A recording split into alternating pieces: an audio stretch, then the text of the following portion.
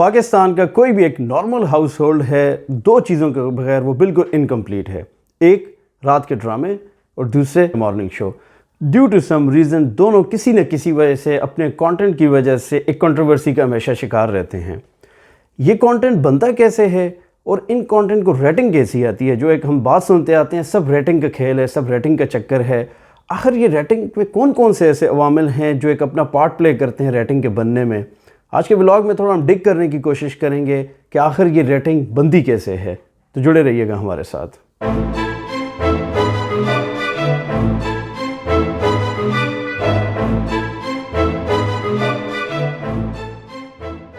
پاکستانی ڈراموں کے کانٹینٹ کے اوپر یا مارننگ شو کے کانٹینٹ کے اوپر بات کرنے سے پہلے تھوڑا سا بات کرتے ہیں کہ ان کی آخر ریٹنگ بنتی کیسے ہے۔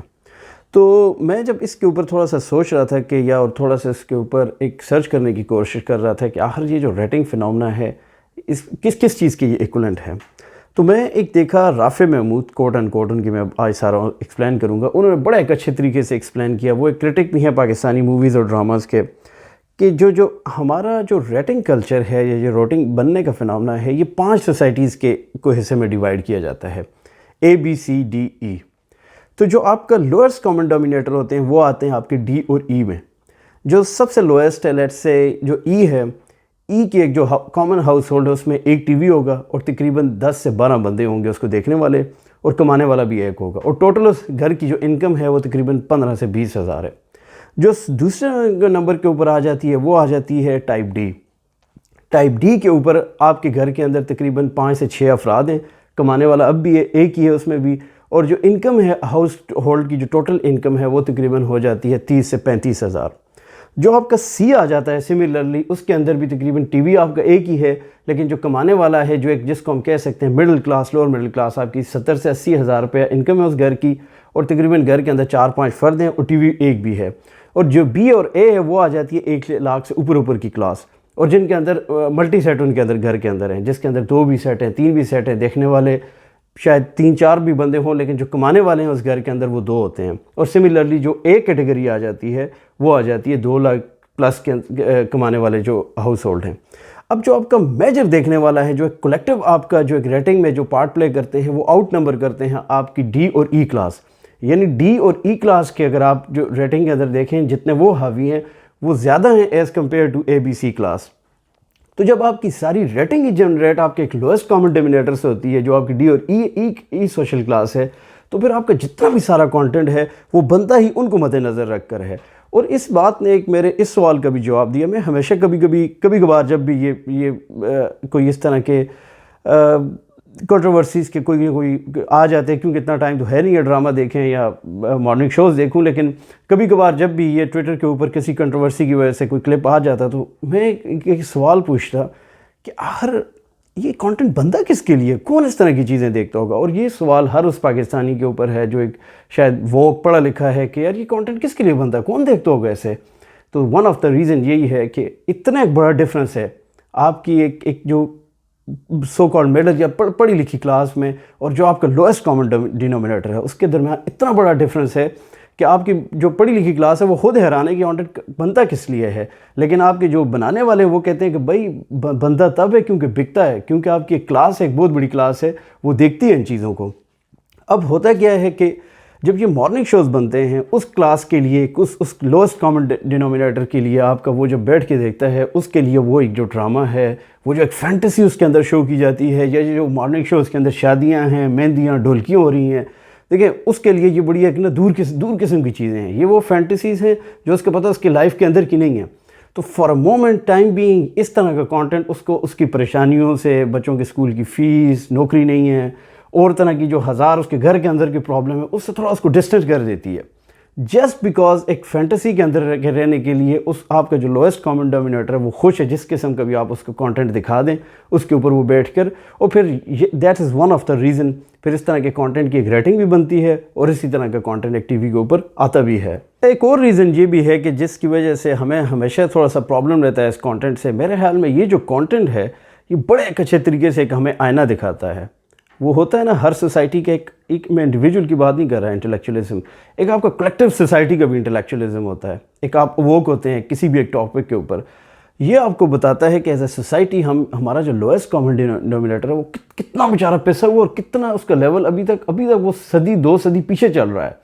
کیونکہ جب آپ کسی بھی سوسائٹی کو جج کرتے ہیں اس کے ایک کلیکٹیو انٹلیکچوئل کو، اس کے ایک سینس آف ہیومر کو، اس کے ایک انٹرٹینمنٹ لیول کو، تو آپ اس کے کلیکٹیو چیک کرتے ہیں. آپ یہ نہیں چیک کرتے کہ یار کراچی یا اسلام آباد میں ڈیفینس میں بندہ ہوا بیٹھا ہوا تو یار وہ اس کو کیا چیز پسند ہے.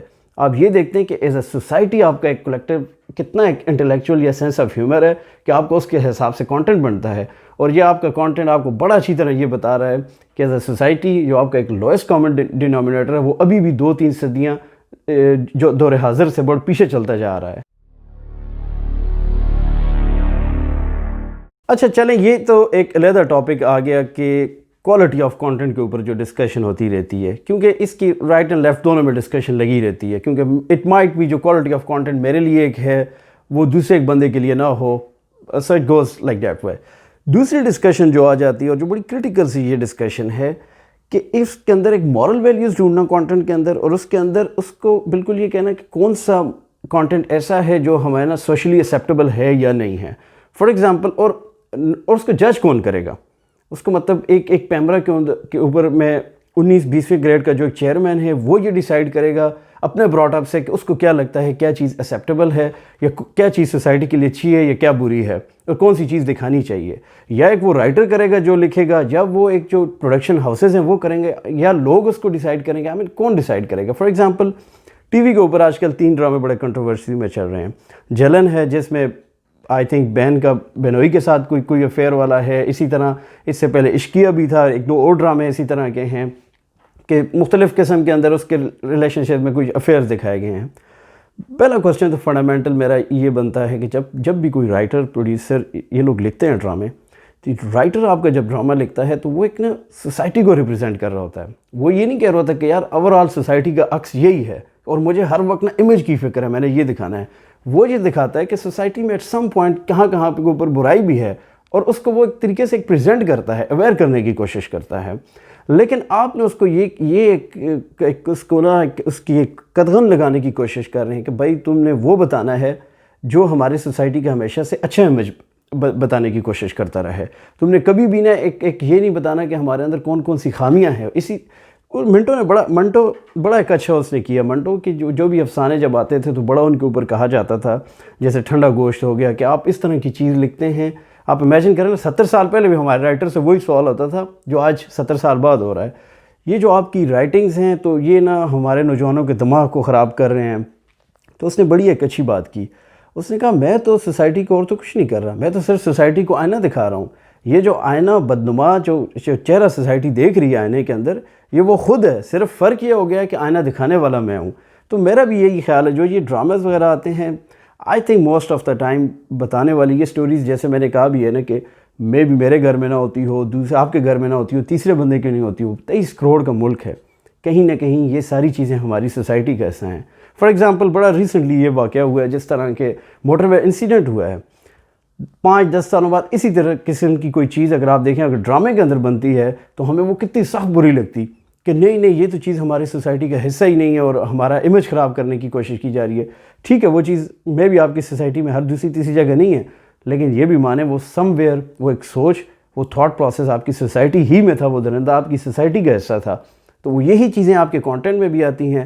تو آئی تھنک میرا یہ خیال ہے کہ اس کے اوپر کہ یار اس کے اوپر قدغن لگانا یا اس کے اوپر پولیسنگ کرنا کہ کیا کون سا کانٹینٹ اچھا ہے کون سا کانٹینٹ برا ہے، یہ ایک مائنڈ سیٹ کو بھی بڑا چینج کرنے کی ضرورت ہے. One of the main reason یہ ہے کہ اگر آپ اس مائنڈ سیٹ کو اپنے نا ایک آڈینس کو گرو نہیں ہونے دیں گے، ان کے اوپر مختلف ٹاپک کے اوپر اس طرح کے جو وہ قسم کے ٹاپک ہیں ان کے اوپر ڈراماز نہیں بننے دیں گے، آپ کا وہ ویورشپ جو آپ میں جسٹ ولاگ کے سٹارٹ میں بیان کیا جو ڈی اور ای کیٹیگری کا ہے، جو آپ کا نا سب سے بڑی ایک جو ہے لوئسٹ کامن ڈینومینیٹر ہے، وہ کبھی بھی گرو نہیں کرے گا.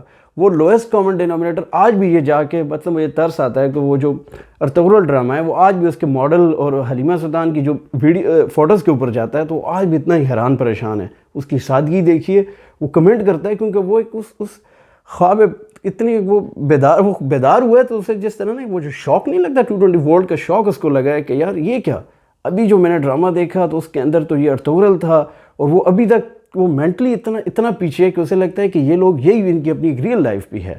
تو تب تک آپ کی نا ایک مینٹلٹی جو کلیکٹیو آپ کا جو انٹلیکچوئل ہے سوسائٹی کا وہ کبھی بھی اوپر نہیں آ سکے گا. جب تک آپ اس طرح کریٹیکل تھنکنگ کے اور ڈفرینٹ قسم کے ڈراماز کو ڈفرینٹ قسم کے کانٹینٹ کو نہیں آنے دیں گے, اس کو عام ویورز تک نہیں پہنچنے دیں گے, جب تک اسے آپ گرو نہیں ہونے دیں گے. تو let them grow. Thank you very much for watching.